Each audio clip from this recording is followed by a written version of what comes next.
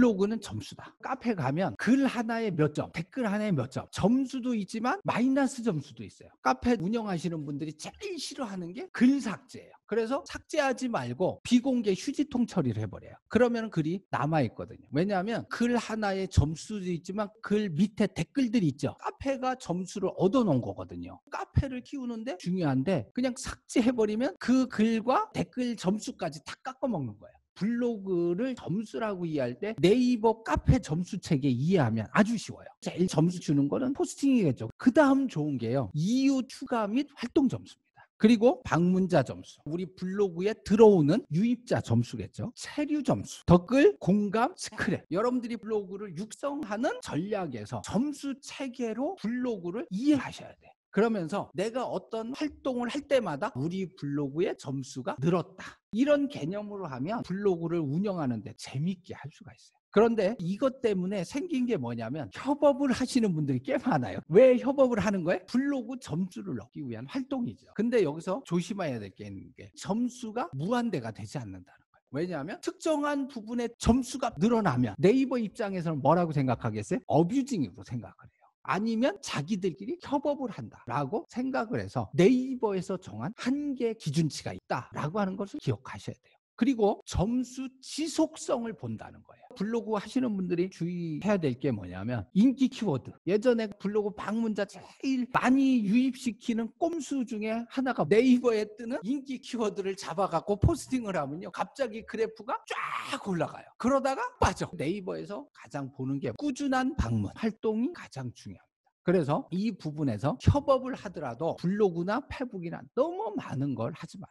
모양만 내라. 블로그 포스팅, 페이스북 광고 포스팅에 덕공수 조대공이 없으면 고객들이 반응이 냉랭하죠. 근데 거기에 좋아요라도 10개 있고 댓글이라도 2-3개 있으면 생기가 도는 거예요. 그래서 협업 자체로 어떤 마케팅의 목표를 이루는 수단으로 잡지 마라. 즉 하나의 마케팅 분위기를 조성하는 용도로 쓴다는 거예요. 블로그에서 점수 한계가 있다. 그리고 점수 지속성을 유지하는 게 블로그 지수 관리의 가장 중요한 방법이다라고 하는 것을 기억을 해주시기를 바라겠고요. 그 다음에 최적화라고 하는 목표가 만들어지게 되는 거예요. 블로그는 활동입니다. 검색 활동에 의해서 블로그로 들어와야 되고요. 고객의 검색 활동에 의해서 내 블로그에 활동이 일어나야 되고, 또 하나의 활동이 있어요. 내 활동입니다. 포스팅하는 활동, 이웃 만드는 활동, 이웃과 소통하는 활동. 근데 블로그 할 때 글만 잘 쓰면 된다라고 생각을 하시는데요. 나의 활동도 굉장히 중요합니다. 그 다음에 외부 유입 활동이에요.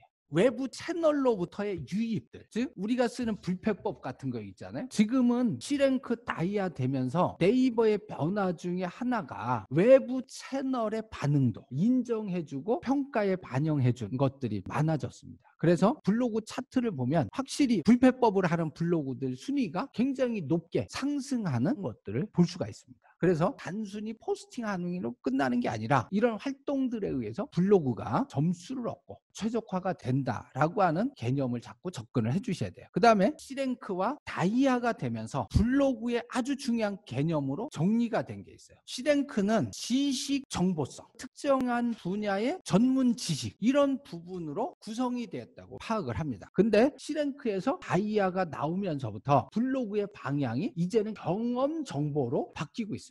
그래서 C랭크와 다이아를 두 개념으로 이해하시면 좋습니다. 로직도 중요하지만 여러분들의 포스팅 방향, C랭크의 다이아에 최적화된 블로그를 육성하고 그 단계까지 가는 전략에 있어서 이 개념은 굉장히 중요해요. 지식 정보냐 경험 정보냐, 포스팅의 방향이 여기에서 달라지게 된다고 하는 것을 기억을 해주시고 블로그의 압박감에서 벗어나셔야 돼요. 여러분들 분야의 지식 정보적인 경험 정보성인 블로그를 통해서 여러분의 블로그를 안정화시키는 단계까지 들어가시고 만들어야 돼요. 이제는 블로그가 지식과 전문과 경험 이런 부분으로서 여러분의 분야의 콘텐츠의 정보를 필요로 하는 사람들을 유입시켜서 그 사람들로 하여금 반응하게 하고 체류 시간을 늘리는 전력으로 가는 게 블로그 운영과 전략에서 중요하다라고 하는 걸 하셔야 돼요. 제가 지금까지 3가지 접근을 정리를 해드렸는데요. 사실 로직 접근은 없어요. 어떤 알고리즘 접근은 없어요. 이렇게 배우셔야지 블로그를 꾸준히 체계적으로 육성하고 성장할 수 있는 토대가 만들어져요. 그 다음에 블로그를 설정하는 방법에서 보셔야 될 것 중에 하나가 있는데, 블로그 제목을 잡을 때 C랭크와 다이아 로직에 맞는 여러분의 컨텐츠와 연관되는, 블로그에 올라갈 전문적인 경험적인 정보성과 연결되는 제목들을 써주셔야 되고, 소개글 부분에서도 키워드를 넣어서 전략적인 제목과 소개글 써주셔야 되고요. 그 다음에 여러분의 키워드가 들어간 카테고리들을 만드셔야 돼요. 문학적인 카테고리보다는 검색적인 카테고리 제목을 넣어주셔야 되고, C랭크와 다이아의 목표를 가진 여러분의 전문적인 색깔들이 들어가는 카테고리를 만들어 주셔야 됩니다.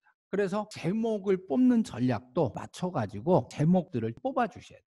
그 다음에 설정에 들어가면 네이버 톡톡 연결하고 네이버 예약을 연결하는 부분이 있습니다. 이제는 네이버 부품을 써줘야 돼요. 그래서 부품들을 개통하고 주 채널들에 연결을 해야 되는데, 그 중에 하나가 톡톡 예약을 블로그하고 연결을 하셔야 됩니다.